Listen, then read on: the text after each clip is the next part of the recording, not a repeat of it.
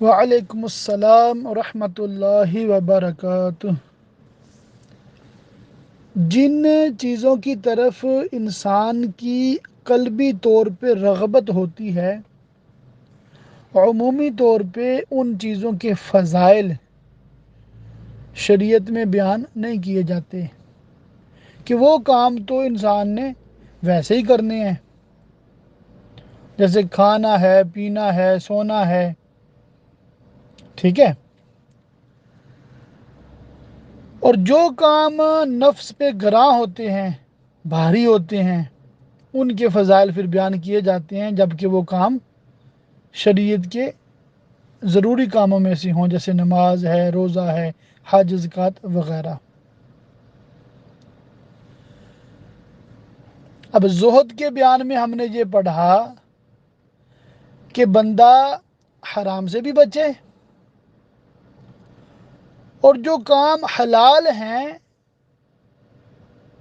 جو کام جائز ہیں، مباح ہیں، ان سے بھی حتی الامکان بچنے کی کوشش کریں۔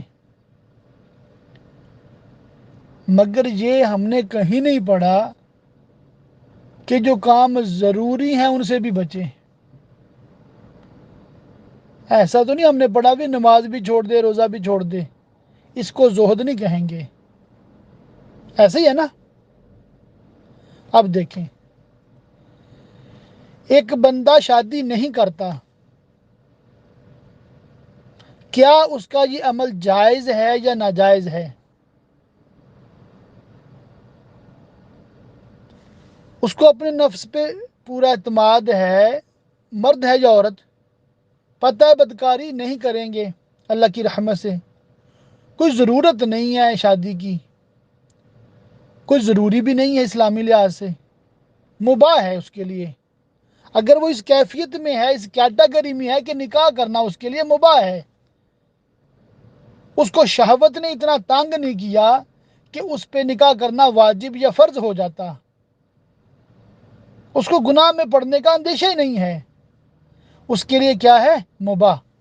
وہ اگر اللہ کی رضا کے لیے اس مباح کو چھوڑ دے اور اپنے آپ کو اللہ کے دین کی خدمت میں، اللہ کی یاد میں، عبادات میں مشغول رکھے، تو یہ باعث فضیلت ہے، کیونکہ نکاح اس کے لیے کیا تھا؟ مباح۔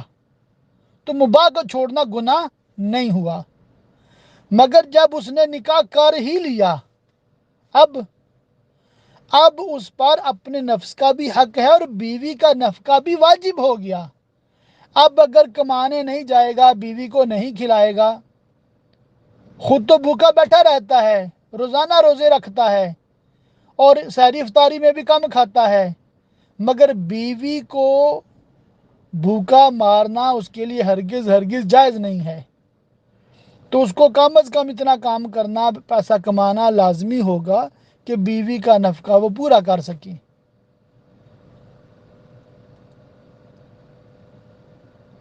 تو شروع میں تو مباح تھا، مگر اب اس کے لیے واجب ہو گیا، ٹھیک ہو گیا۔ اسی طرح اولاد اگر نہیں ہے تو کوئی مسئلہ بھی نہیں ہے، اولاد کے حقوق بھی نہیں ہیں، کوئی فضائل بھی نہیں ہے۔ ابھی ایک بیٹا پر پیدا کرو تو 10 حج کا ثواب ہے، تو 2 بیٹیاں پیدا کرو تو 3 عمروں کا ثواب ہے، ایسا بھی تو کوئی شریعت میں نہیں ہے نا۔ تو اولاد پیدا ہو گئی، اب تو ان کی دیکھ بھال، تربیت، سب کچھ لازم ہو گیا۔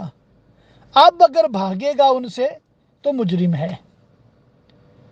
بات سمجھ آ رہی ہے؟ اب دیکھیں شریعت کا حسن دیکھیں۔ اب یہ بندہ چونکہ معاملات میں گھرا ہوا ہے، اب اس کے زہد کیا ہے؟ اب اس کا زہد اتنا ہے کہ بیوی بچوں کی وجہ سے کسی حرام کام کا ارتکاب نہ کرے، بلکہ مکروہ کام کے بھی قریب نہ جائے، بیوی بچوں کی محبت اس کو اللہ کی یاد سے غافل نہ کرے، مطلب نماز وقت پہ ادا کرے، بیوی ہے تو شوہر اور اولاد کی محبت اس کو نماز سے غافل نہ کرے۔ ایسا نہیں کہ میں نے بچوں کے ساتھ کھیلنا ہے تو نماز چھوڑ دوں، ابھی پارک آئی ہوئی تو نماز چھوڑ دوں، ابھی شوہر سیر و تفریح کے لیے لے گئے ہیں تو ایک ہفتے ہالیڈے ہیں تو نمازوں کی پرواہ ہی نہیں۔ تو ان رشتوں کی وجہ سے اگر نماز نہیں چھوڑتے، زکوٰۃ فرض ہوئی زکوٰۃ ادا کرتے ہیں، حج فرض ہوا حج پہ چلے جاتے ہیں۔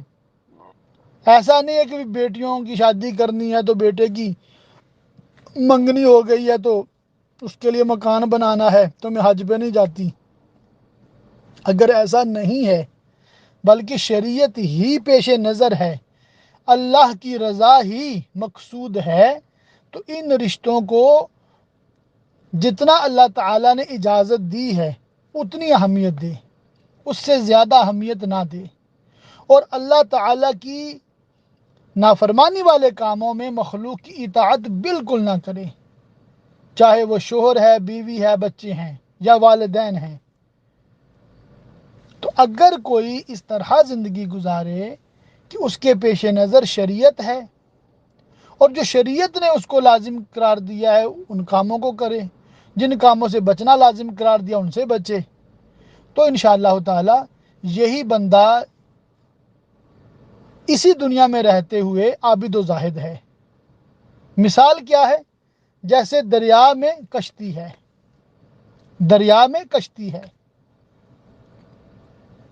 تو جب تک پانی کے اوپر کشتی ہے یہ زہد ہے، اور جب پانی کشتی کے اندر آنا شروع ہو جائے تو اب بیڑا غرق ہونے والا ہے، کشتی ڈوبنے والی ہے۔ یہی ہماری مثال ہے۔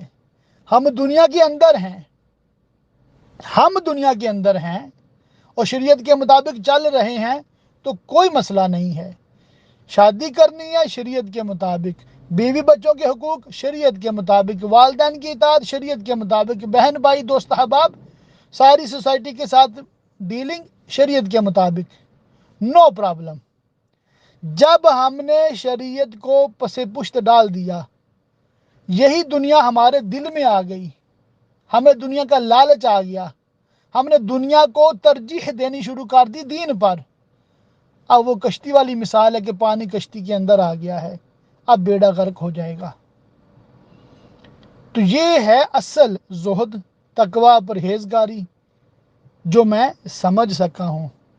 مزید آپ سے یہ درخواست کروں گا جتنے بھی مجھے سن رہے ہیں کہ آپ احیاء العلوم جلد 4 مطبوعہ مکتبۃ المدینہ دعوت اسلامی یہ خود پڑھیں، کیونکہ ہر بندے کا نا ایک زاویہ ہوتا ہے نظر کا، اپنی ایک سوچ ہوتی ہے، ایک ڈائریکشن ہوتی ہے، اور اپنی ایک نا کیا کہتے ہیں اس کے ذہن، اس کے دل کی صفائی بھی ہوتی ہے، ٹھیک ہے؟ ہر ایک کا دل صاف نہیں ہوتا، حقیقت عرض کر رہا ہوں، ہر ایک کا دل صاف نہیں ہوتا۔ ہو سکتا ہے کہ ایک بندے کے پاس علم زیادہ ہے مگر دل بھی کالا ہے، اتنا ہی زیادہ دل بھی کالا ہے، اور دوسرے بندے کے پاس علم تو کم ہے مگر دل صاف ستھرا اجلا دھلا ہوا۔ تو یہ جو معرفت، یہ جو اللہ کے قرب کی باتیں، یہ جو زہد کی باتیں ہیں، ہر ایک کو سمجھ بھی نہیں آتی، ہر ایک کو ہضم بھی نہیں ہوتی، سمجھ میری بات کو؟ تو میں کہنا یہ چاہ رہا ہوں کہ میں نے جو دیکھا، جو سمجھا، جو پڑھا وہ عرض کر رہا ہوں، مگر آپ خود سے جب یہ زہد کا بیان اپنے نظریے سے، اپنی سوچ سے، اپنی آنکھوں سے، اپنے دل سے سوچیں گے، اپنے قلب میں اس کا محسوس کریں گے کہ امام غزالی رحمہ اللہ کیا فرما رہے ہیں، اس کی ایک اپنی چاشنی ہے، اس کی ایک اپنی لذت ہے، اس کی ایک اپنی برکت ہوگی انشاءاللہ تعالی، اور ہر ایک اپنے ظرف کے مطابق حصہ پائے گا۔